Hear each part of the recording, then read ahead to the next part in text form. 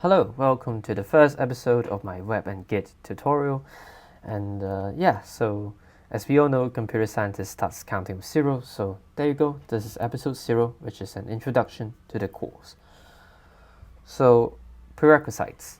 So what I expect my viewers to know is some basic coding structures. For example, like loops, variables that you could see in basically any programming language. So it's fine as long as you have experience in any of the programming languages. Well, maybe not Scratch, but well, C++ or Java or just plain old C or even JavaScript, okay? And knowing some basic web development might be helpful, but I don't think it's necessary because, well, I will go through some more advanced things in the like during the course. And for the basic things, I guess, well, what you could do is to watch the first 10 minutes of any HTML or CSS tutorial, and I think you'll be good to go. So the aim of this course is split into two parts, of course. Like the first part is about website, and the second part is about Git. So let's talk about the website part first. So as you can see here, we won't be using standard tools like HTML and CSS. Instead, we will use a better version of them, which is Pug.js and less respectively. Well, yeah, it's very difficult to talk about the advantages right at this point, but I think slowly as the course goes, you'll be able to realize that. And also Bootstrap. Bootstrap is really important to make a website look pretty. And also finally JavaScript, which provides user interactions, but I don't think it will be much of a focus in this course. Well, why not plain HTML? So this is a very old website I've made using like normal HTML, and as you can see, it doesn't look that great.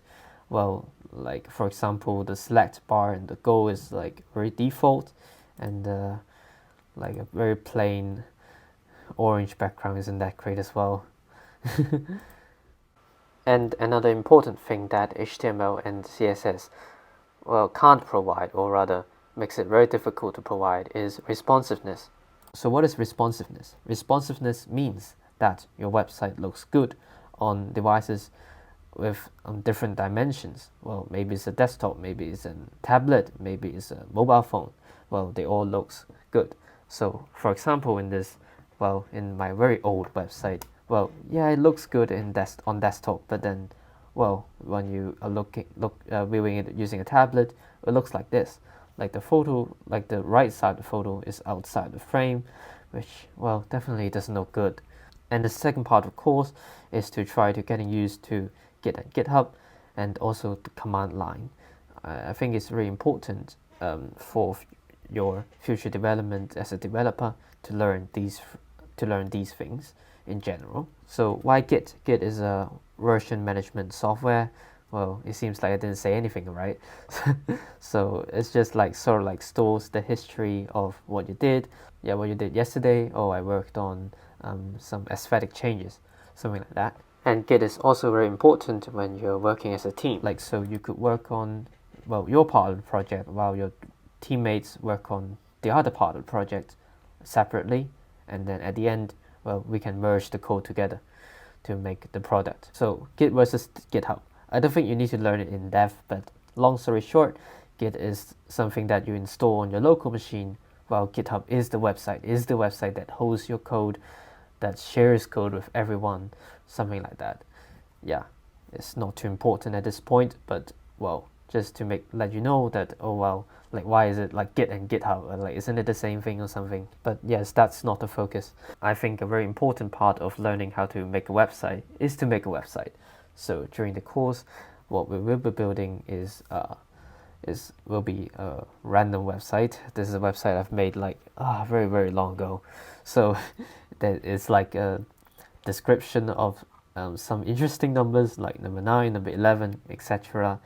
And then well, with each number we'll have a in-depth explanation, and really, like, don't focus on the content, but I guess rather focus on this layout and the tools to make this website. And then, like, after you learn those tools, you can make any website you like. So why this course? This course acts as a stepping stone to make you from a very basic programmer, writing some basic C++ code, maybe like 100 lines of code, into a programmer who can build larger projects which involve not only one file but a collection of files. And another important thing is to explore the way to learn more complicated frameworks, because more complicated frameworks build on top of the things we will be doing, and yeah, I think you will find it more easily manageable after doing this course, like to learn those new content. And then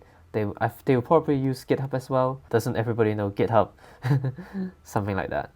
So it's also very important to work with others. Like GitHub is very important when you're working with others, because I don't think transferring code using, well, whatever, Google Drive or USB is a viable option. So enjoy the course. Thanks for watching, and I'll see you guys in the next video.